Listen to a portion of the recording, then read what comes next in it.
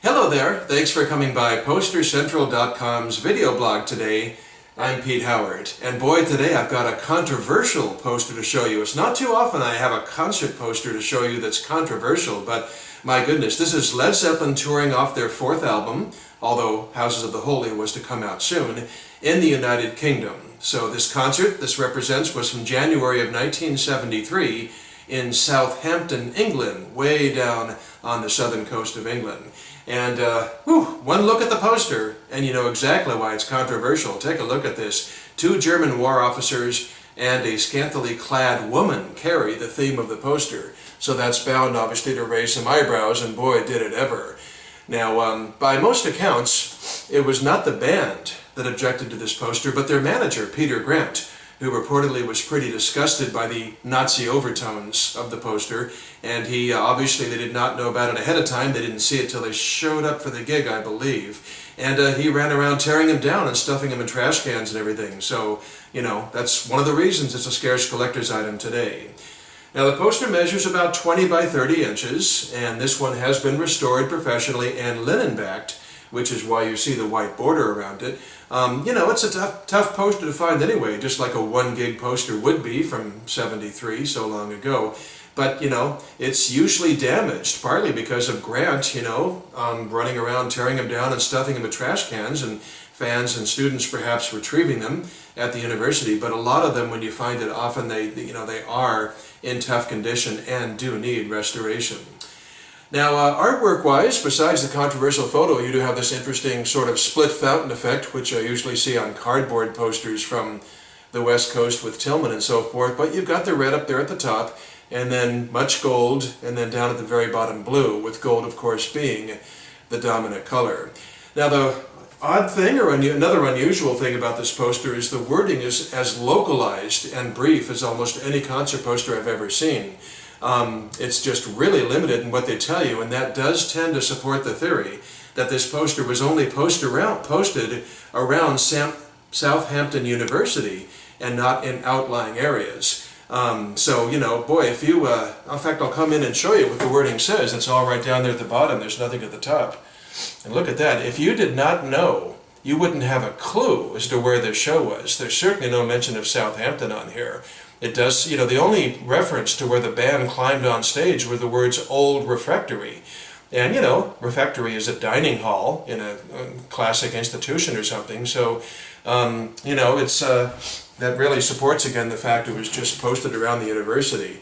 So, you know, with such scant wording on a poster, I sort of see pros and cons to that. The upside is that, you know, if you know where the show was, it really gives you actually it gives the poster itself kind of a nice, you just want concert posters to be as localized and stuff as possible and pertain to just that one gig as much as possible. And this kind of scant wording just really plays into that feeling. It definitely does.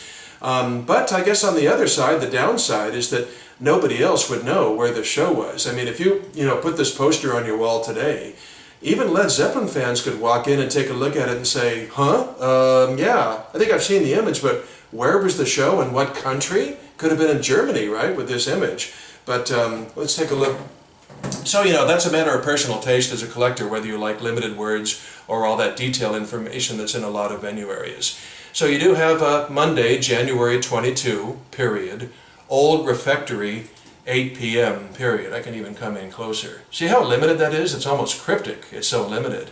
I mean, just think about it. You could not post this thing around Southampton, a city of 250,000 people, because there's undoubtedly many other old refectories around, right? Churches, for one thing. Any dining hall in a church is referred to as a refectory. So, and then you've got Led Zeppelin and such big words. I don't have to zoom in, as you can see. And then, interestingly, it does say tickets £1.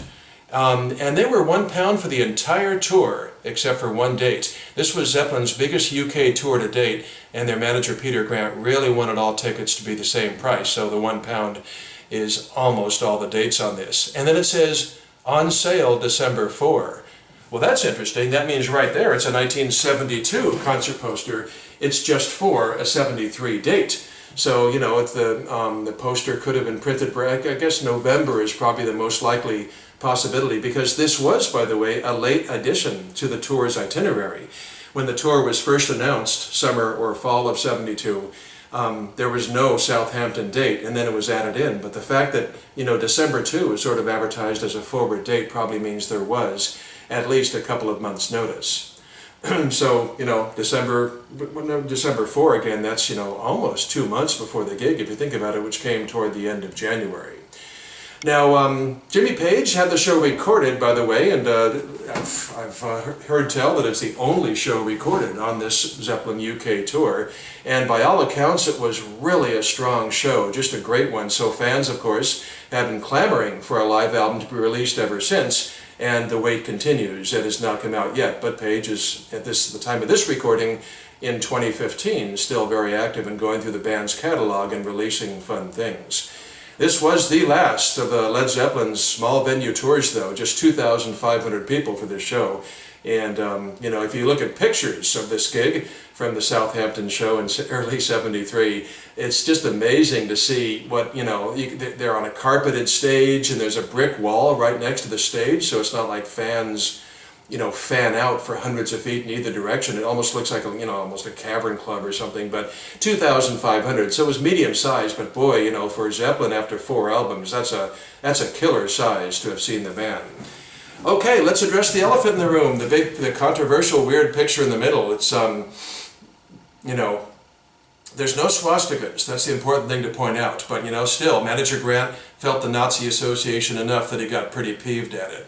Now, I'm a music guy and I'm a poster guy, but not so much a European history buff, so, in describing this picture, I think I went to a couple sources to pick somebody else's words because I think they say it pretty well. I've seen one description of it as German stormtroopers and a gartered Fräulein. Yeah, okay, that works for me, I couldn't have put it better. Or how about this one too? Somebody said, 2 SS officers posing with a seductive woman. Yeah, that fills the bill too. So that's what you have on the poster, and they're not too common now because they were so controversial they were trashed and chucked by the manager. Oh, I should always point out, I like to point out the small print on these posters as well. As I come in for a zoomer there, at the bottom of the gold info, you can see down there sort of on the border, it does say Spectrum Series, and I think that's a 1, but I'm not sure, and then there's a couple of phone numbers. So you need to know these kind of details because this poster has been bootlegged, and so collectors need to watch out if they want an original. Led Zeppelin on the 4th album tour headed into Houses of the Holy with quite a poster, the most controversial concert poster of their career. Thanks a lot for stopping by. Take care, have a good day, and we'll see you next time for something less controversial but hopefully just as fun. Bye-bye.